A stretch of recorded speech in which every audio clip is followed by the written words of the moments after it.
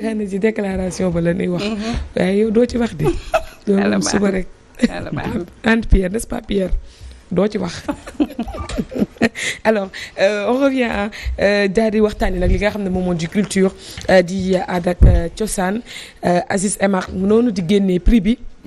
prix bu am solo bi nga xam ne dañu ko jagleel feu El Hadji Sidi Lamine Niass le père fondateur du groupe Walfadjri ñu koy jooy ba tey noppeeguñu quand on parle du slam nag on parlera certainement de cet art poétique bi nga xamante ni bu am solo la tax tey Ndiaké Mbaye fas yéene ci statuer Ndiaké bonjour. rebonjour Aïcha ma bàyyi la ak sa gan ngeen wéyal liggéey bi. waaw xam naa dañuy dugg rek directement ci waxtaan bi. Aziz Emar gannaaw buñ la nuyoo dañ lay laaj lan mooy slam. alors maa ngi leen di fay bu baax a baax di kontaan. alors c'est un coup une question qui n'est pas trop facile à répondre mais force est d'admettre que c'est de la poésie bi nga xamante ne jamono ji am na la chance l'avancement de monter sur scène pour atteindre l'aspect vocal donc doon benn déclamation à la base donc c'est un art bi nga xamante ne ñi koy def ce sont des écrivains ay bindkat la ñi nga xamante ne pas n'importe lesquels ce ne sont pas des romanciers qui montent sur scène pour faire du slam ce ne sont non plus pas des essayistes ni des conteurs qui montent sur scène pour faire du slam mais plutôt ce sont des poètes des gens qui écrivent de la bonne poésie bien faite dans l'écriture mais aussi des gens qui ont peut-être la chance d'être dotés peut-être de la chance de la parole des gens qui montent sur scène qui allient comment dirais-je gestuelle donc fond de texte qui allie aussi présence scénique pour pouvoir offrir une prestation de qualité donc comprenons que le slam c'est peut-être une poésie moderne qui a eu la chance aujourd'hui donc d'être révolutionnée à travers la déclamation à travers la montée sur scène gis nañ ne jamono ji ci Sénégal am na benn engouement bu am ci slam xam naa ba ko ñoom Fatim doon ko jëlee France di ñëw moom sax wax na ci ay cas donc yaakaarul woon ne dina toll fii tey yow boo gisee engouement bi am autour ay xale comme yow adopté ko ban sentiment nga ci am waaw c'est juste un sentiment de plaisir une immense satisfaction déjà parce que c'est pas évident de voir quelque chose avancer donc surtout dans le pays où nous sommes donc où tu vois des gens marcher avec leurs maigres moyens pour pouvoir faire avancer un truc donc c'était difficile peut-être quand ils venaient de l'étranger pour implanter du slam au Sénégal comme ils disent avec cette petite histoire donc je pense que ils ne pensaient pas que le slam pouvait peut-être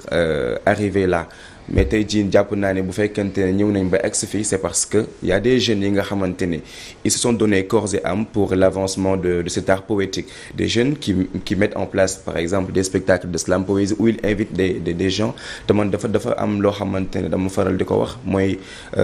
sénégalais ou bien nit ki nga xamante ne mosul xam lu islam mosul dégg lu islam le premier jour bi muy jël noppam daal di koy dékk benn slam bés boobu lay bëggee slam ba faaw bés boobu lay xamee slam ba faaw ndax slam nekk na mbir boo xamante ne dafay allier la quasi-totalité des fonctions littéraires muy la fonction didactique ou bien mu nekk cette fonction engagée bi nga xamante ne li nga xamante ne moom moo naqari sa dëkk souvent tu t'arroges le devoir et l'obligation de les tenser à bien donc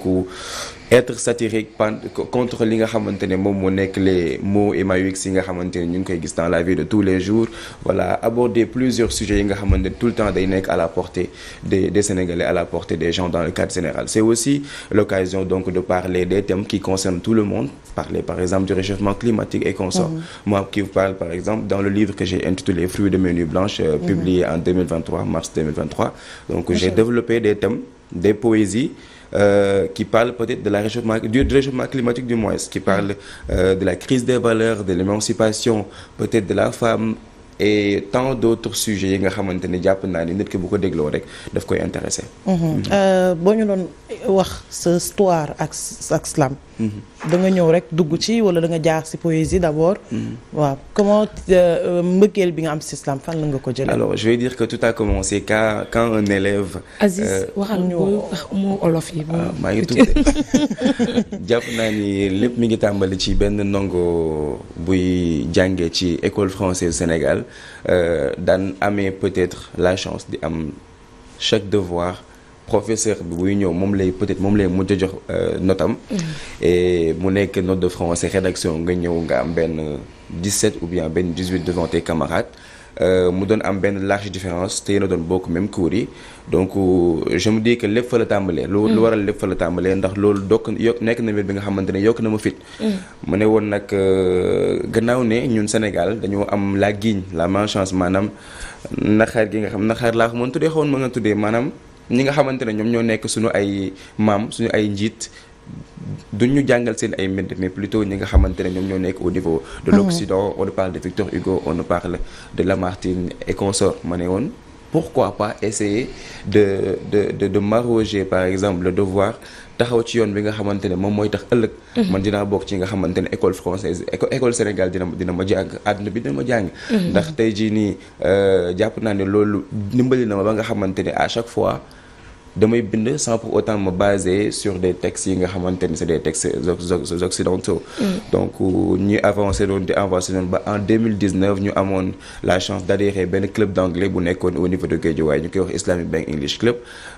ma amoon chance nag à chaque fois bu opening day aman je montais sur scène faire des discours voilà je prenais souvent la parole loolu nag dem ba à un moment donné mu jox ma la confiance ba nga xamante ne ma amoon benn aptitude sur scène je parlais aisément. Et pas n'importe comment aussi donc loolu poussé ma aussi ma gis au niveau des réseaux sociaux des gens slamés ma gis ne man li ma doon def ak ñoom li ñu doon def amaan na lu méngoo la et demoon naa ba nga xam ba naan man ñii li ñuy def nii bu fekkante ne moom la ñuy tuddee slam kon man peut-être je fais plus doon naa wax sa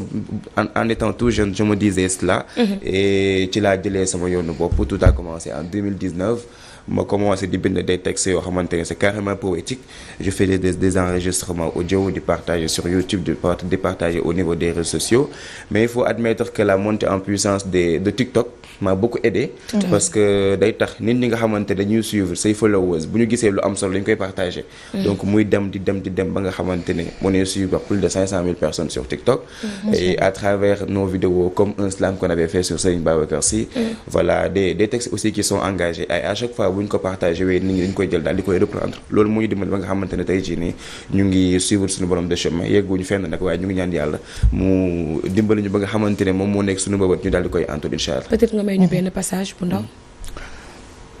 ginnaaw ne sunu kilifa gi toog sànq maa ngi koy dégg muy def un cri de cœur te man naturellement je suis un poète très engagé. Très bien. Et j'étais pas venu aujourd'hui pour parler des choses en rapport avec l'engagement poétique mais il le faut après l'avoir entendu.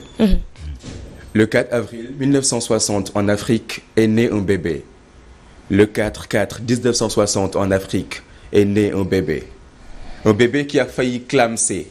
pas parce que sa mère était pressée, non plus parce que cette dernière ne pouvait pas pousser, mais elle ne désirait pas accoucher. C'est cette mère n'ayant jamais voulu que le diamètre de son ventre ne diminue. Mais quand elle reçut une gifle de la décolonisation, une peur la poussa à pendre le Sénégal. Le processus de son indépendance est paradoxal, même si nous murmurons toujours sa subordination. Le Sénégal de la Grande Afrique, à son ouest sur l'océan Atlantique, aussi limité par le Mali, la Mauritanie, les deux Guinées, la Teranga essayant un réflexe inné. Malgré nos richesses en ressources, nos étudiants reçoivent de piètres bourses. La guigne présidentielle reste notre fardeau tombé du ciel. Territoire sécurisé par nos résistants culturels. Cheikh El Hadji Malick Sy de la confrérie Tidjaniya. À la Seconde Guerre mondiale, son fils se pria. Cheikh Ahmadou Bamba de la guilde de mouridisme. Vers Allah, il est un parfaitisme. Mame Limamou Laye du cercle Layène, l'érudit aux pures qualités humaines. La superficie du pays est de 196 722 km². L'injustice sur notre pays, c'est pire, réagissez par barré. S'ils demandent ce que c'est le Wolof, dites-leur que c'est notre langue nationale. On se régalait du thieboudienne, le plat plus que phénoménal. Mais de nos jours, on se régale de l'injustice, le plat plus que médiocre. Injustice dans tous les domaines. Par le feu sont brûlées nos qualités humaines. Violer, voler, cambrioler, puis rigoler sans assumer sa peine. Voilà pourquoi ici sillonne toujours la haine. Où ira le Sénégal, c'est ce qu'il disait. Dans l'honneur au service de la loi, on perdit tous la foi. Si monsieur le juge ne refuse pas la corruption, si le vol d'élection est devenu fréquentation, si on ne cesse de noter l'inflation, si le procureur leur accorde l'infraction, même si un ex-ministre devant la porte de l'Assemblée réagit par effraction, où ira le Sénégal? Si la police est contre la justice, n'assurant pas à la police de cette merveille à la police, si la gendarmerie nous empêche l'euphorie, si les familles des militaires disparus ne sont pas consoler de leur colère non éphémère. Si un homme d'État est synonyme de milliardaire au détriment des millions de pauvres dans la galère, où ira le Sénégal si les grèves se succèdent en milieu scolaire? Si un président ose promettre un hôpital à 5 étoiles après la mort des 11 bébés anormal, si nous sommes toujours colonisés par ces cannibales des régions occidentales, où ira le Sénégal? Si ceux qui doivent remonter les bretelles sont souvent arrêtés et jetés à la poubelle, où ira le Sénégal si la Teranga s'est transformée en querelle? Des démons ont craché ici, pas de démocratie. Slam. Wow. Wow. Oh. Des démons ont craché ici, pas de démocratie. Mais au fond, n'est-ce pas? Slam. Mais Aziz, tu es génial. Kii boo ko jëlee. Aziz, tu es génial. sama kii la. Bohème là. Oh. Non. Question boobu bëggoon a poser. D'abord mais il a résumé tout ce que tu dis sur ce plateau. sa voix dafa am voix bu may jox. maanaam bon bañ nekkee xale doon dem Gorée. am na benn paa bu fa newoon laa. Joseph Ndiaye. Joseph Ndiaye de Gorée. seen voix benn la. c'est ça. deuxièmement si li nga wax nii message bu am solo la. non mais ça résumé boo ko mënoon a c'est-à-dire que bu fekkoon ne mënoon a am wolof. dafa am solo est-ce que yéen a kii xalaat quoi c'est-à-dire que yenn message yi. slamé en wolof. ngeen koy def en wolof quoi. parce que message bi nga envoyé nii tey c'est bien. mais dafa am benn tierce personne rek ñoo ko mën a dégg quoi. mais par contre sama yaay yi nga xam ngi nekk au fond. di Jolof. bëgg na ko dégg quoi c'est intéressant. mbedd mi ngay gis lu ne ba tax nga jaaxlee nu ne. macha allah dem nañu ba sax dootoo ràññee magum xel ak gone. wóolootoo sa doom di génn ndax bañ ko dëbb ci gën. jaaxle tax na amatuloo xarit sax nag te ba jamonoy neex moom xarit moo daan tax sa xol feex mu jël mbalitam di fi sànni oh nga wax mu lay sànni loxo xam nga ne lii rafetlu ma ko xool ko mu bàyyi jàng ndax football xam nga ne kii jar naa xelal faw am ku ko xàllal yoon wi mu bàyyi mbedd mi ak ku ko waxal lu mbedd di waxal mu mën a ñàkk lakk ci xal alal tax mu bañ xam nga ne fu mu waxee ëllëg walaay ñu ne ko xam jaww ji daan noo yee gis nga ni ñàkk nañu ko ba faaw ndax fii nga koy gis mu fii tuur ndox di saw ki di fi tuur ndox gu xasaw ki di fi tux cigarette ak tuur deret ki di fi def loolu ak loolu di lu ñaaw di wax naan nee nañ may laaj kañ nga naan nee naa lii moo yokk fen ba nangoo tuma toog fenn koo fi wax lenn mu toog feneen daal di koy senn sutura amatul gas nañ ko daal di koy suul yaay ñàkk am tànta toogee ko naan nattul ndax yarul nga la waaye ku yarul ndax ñenn ñi xel dañ koo amul yëre mbaax dañ koo solul muñ dañ koo mënul te tey dañ koo deful da ngay romb déggi saagay ndey ci ay xale yu ndaw nga wax ñu naan la am naa rey ñoom de bañu ci dugg jeel ndax nee na ñoom ragaluñ jël ngeen foog ne lii jàmm la waaye àdduna jaxasoo na waaye jàmmoo na yàqu na foo ko fekk mi ngi ak jollo soom ñenn ñi sax dem nañ ba naan mooy yokk tolofam mën naa nekk ne fa la nekk lii di jàmmam wante mi ngi caaxaan ndax mi ngi tas sërëm di naataal cërëm di delloo gannaaw njëgam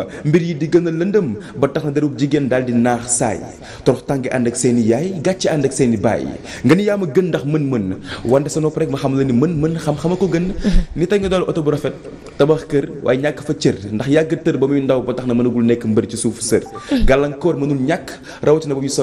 booy soog a door bul bañ ko lay tere ba tax nga koy mere ndax mooy kii taxaw saay soo réeree donc je pense que peut-être un slam résumé nga fii ci slam boobu noonu en wolof 3 pàcc muy civisme mœurs ak éducation absolument bien décortiqué oui c'est magnifique c'est magnifique Aziz machallah et puis man li ma xalaat aussi ci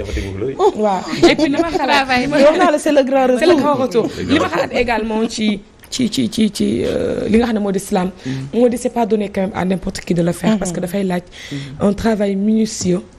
mais également benn intelligence bu parfaite n'est-ce pas ça c'est vrai bon il faut dire que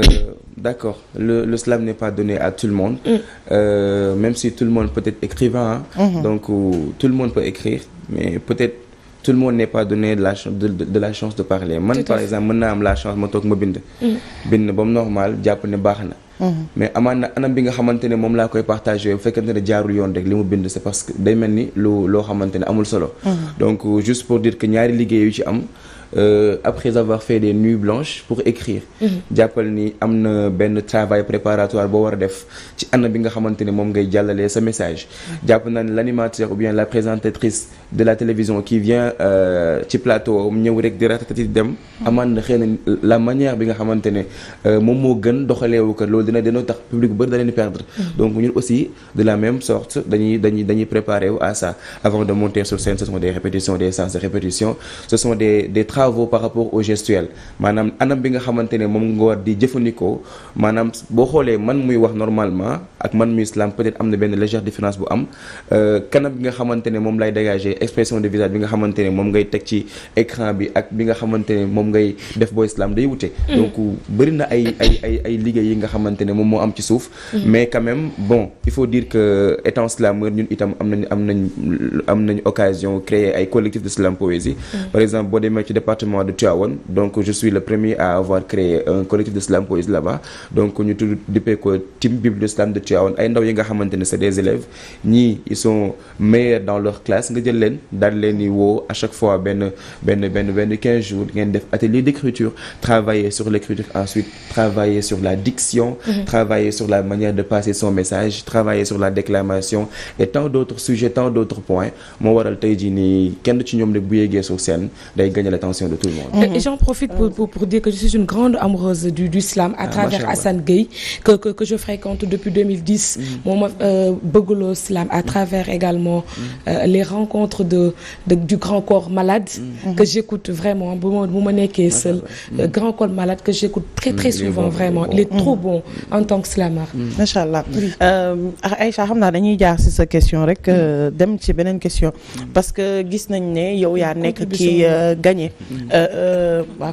contribution gis nañ ne yaay ki gagné Grand Prix Sidi Lamine Niass comment s'est passé concours boobu naka nga ko dundee ak tey yan kii nga amoon pour mën ko gagné. waaw parce que plus de 50 candidats la woon. tey nga nekk ku ko gagné lan comment tu as fait. pour y arriver alors il faut avouer que maanaam yombul woon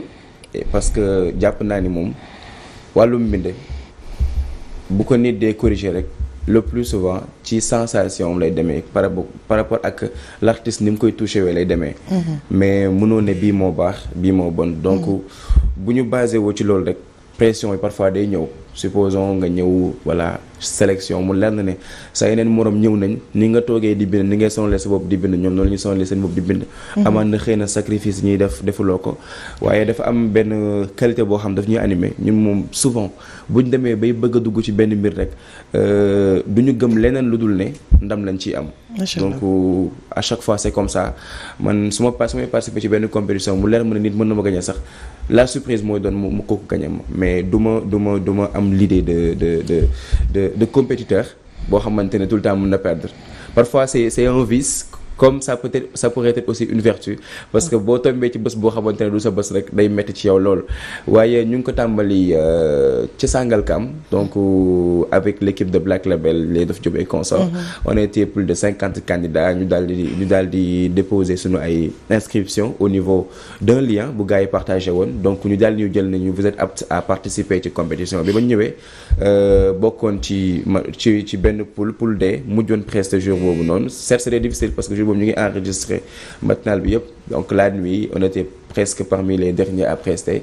bañ paree nag quelque temps après fallait que affaire yi jàll ci télé bi pour ñu mën ñoo jox résultat bi on a vécu avec beaucoup de pression taxaw di xaar mais bañ ñu woowee nañu vous êtes qualifié ci participer ci demi-finale bi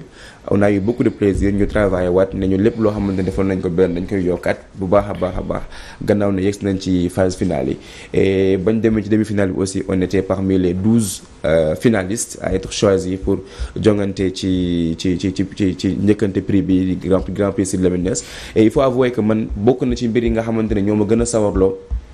mooy ki nga xamante ne moom lañ ko tuddee certes yàgg naa gagné ay compétitions de slam récemment en 2023 j'ai gagné beaucoup de compétitions je suis le champion de Gorée en slam poésie champion RTS Big Burger Show en slam et tant d'autres prix yoo xamante ne yenn saa yi ñu ngi koy gagné mais boo demee bi nga xamante ne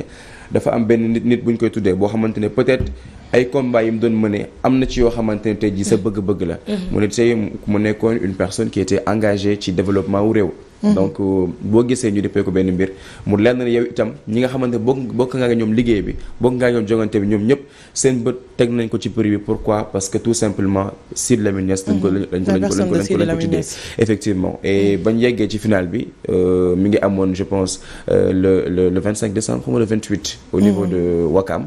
bañ demee bon on était au nombre de 12. C'était le 28 sama jour anniversaire. macha allah on m'avait invité mais bon. macha allah 28 décembre. 28 décembre le Grand Prix Sidy Lamine Niass amaloon finalam ñu amoon la chance de la gagner après être donc passé 2 fois parce que 2 prestations lañu defoon. benn bi dañoo tegaloon benn musique de fond instrumentale ak ko et ensuite voilà instrumental ak beneen bi nga xamante ne voix libre lañ doon demee. et on a eu à aborder plusieurs thèmes parler des maux qui gangrènent notre société. En premier lieu et dernièrement on avait terminé avec benn thème boo xamante ne ñu ngi ko dippee yàlla donc on a parlé de Dieu et parlant de Dieu ñu def benn prox ndoolu dugg ci yaay parler de maman lu waral loolu nag parce que dañoo déglu ñi nga xamante ne ñoo njëkkoon jàll ñu déglu leen ñoom itam y'a parmi sama benn xarit ñu koy wax Serigne Fallou Bey ma koy nuyu du passage moom mu njëkk a pressé il a parlé de Dieu ma ne nag comme que moom wax na ci yàlla et man j'avais prévu cela donc il faut benn touche boo xamante ne moom mooy nekk une touche personnelle pour pouvoir devancer ko et ci laa def benn improvisation par rapport à la relation qu'il existe entre ki nga xamante ne mooy suñu borom ak ki nga xamante ne mooy suñu wayjur ndax man jàpp naa ni fii ci àdduna yaay lañ fi am comme état suñu yàlla parce que bu ñu ko toppatoowee ni mu war bu ñu ko joxee gëdd bi nga xamante ne moom la yelloo rek defe naa ne dañuy wuyu li nga xamante ne moo di bëgg-bëggu suñu borom donc je suis passé par ça et j'ai établi des vers par rapport à cette idée et finalement ça a marché ce qui nous a poussé à gagner le prix et c'était un plaisir di encourager ñëpp ñi nga xamante ne participé woon nañ ci de féliciter l'équipe de Walfadjri bi nga xamante ne ñoom ñoo ko organisé woon Black Label Team commencé ko ci Dof Diop voilà récemment rek war na jàpp naa ni ci ay fan yu néew dinañ amal benn cérémonie de remise des prix jàpp naa ni du yàgg dara incha allah une toute dernière question Aïcha Aziz n'est pas que slammer da ngay def MC di def ay voix off je crois aussi que étudiant nga naka ngay def pour allier loolu noonu yëpp waaw man daal jàpp naa ni bon nit moom bu fekkente ne ndaw nga waruloo jox sa bopp temps bu bëri à chaque fois bu fekkente ni am nga la possibilité de porter une autre casquette de plus rek def ko lu war la ndax dina la mën a permettre amaan na ndaw yi nga xamante ne toll na am nañ à ton âge ñi nga xamante ne amuñu liggéey di def des choses yi nga xamante ne amaan na tayuñu ko amaan na peut-être ex de temps wala ko kii wala xëy na nga mën a mucc ci loolu. Nous sommes maîtres de cérémonie on anime on modère des cérémonies et avec brio même. donc képp koo xamante ne tu as par exemple des cérémonies yi nga xamante ne c'est des cérémonies surtout institutionnelles. parce que moi je suis pas trop. non, je sais pas tout mais je suis dans l'institution. C'est ce qui m'offre parfois la chance d'être appelé par des ministères pour modérer des cérémonies et consorts. Je suis voix off exclusive donc de Aiden Company. Donc bëri na ay spot yi nga xamante ne Sojip ñu ngi koy def maa leen koy defaral et li nga xamante ne moom moo ëppal solo aussi mooy l'aspect livresque. jàpp naa ni je suis le directeur du salon international du livre de jeunesse et pour enfants le Dakar Livre. lu waral lool parce que peut-être maa ngi publié benn livre mars passé am la chance d'être appelé par Alsane Cissé un mentor dans le monde de la culture au Sénégal. après mu woo ma ñu daal di liggéey ñu daal di waxtaan mu nekk nit koo xamante ne ma koy nuyu de passage ku may xelal la ci lu bëri. un vieux bi nga xamante ne day jàppale ndaw ñi. donc jàpp naa ni peut-être loxoom sama kaw jàppale na ma dimbali na ma lu bëri surtout dans ce monde alors ñu taboon ma le directeur de Dakar Livre donc ñuy organiser des ateliers d'écriture pour ndaw ñi donc am la chance de faire un challenge par rapport ak ndaw ñi nga xamante ne ñu nekk Sénégal di bind ay livres ou bien ndaw ñi nga xamante ne ñu nekk à l'école di manque niveau par rapport ak manque de lecture ñu jëmmat benn salon du livre bi nga xamante ne yemul rek ci def 4 jours de salon mais durant toute l'année nous avons des activités yi nga xamante ne ñu ngi koy wéyal voilà maintenant dire que voilà toutes ces choses là nit ki bu ko bëggee boole war na mën na nekk tout dépend de l'organisation tout dépend de la vocation bëgg-bëgg bi rek moo am solo defe naa ni nit mënul dara waaye jàpp naa ni boo sababloo rek suñu borom daal lay teg loxo incha allah macha allah en tout cas Serigne Abdoul Aziz Marc ñu ngi lay jaajëfal bu baax a baax ci seesi gi ñu seesi tey félicitations encore pour ce grand prix di la ñaanal yàlla mu nekk ay prix yu bëri ba dootul xajati sa néeg du xaj sa salon du xaj sax sa kër vraiment di la jaajëfal bu baax a baax xam solo da booy tudd sa doom nga koy utal tur quoi parce que doon na nga sa turandoo macha allah Abdoul Aziz parce que aussi moom it c'est un grand parolier waay grand parolier jaajëfal bu baax a baax yow tamit Ndiaké Mbaye sujet bi am na solo pertinent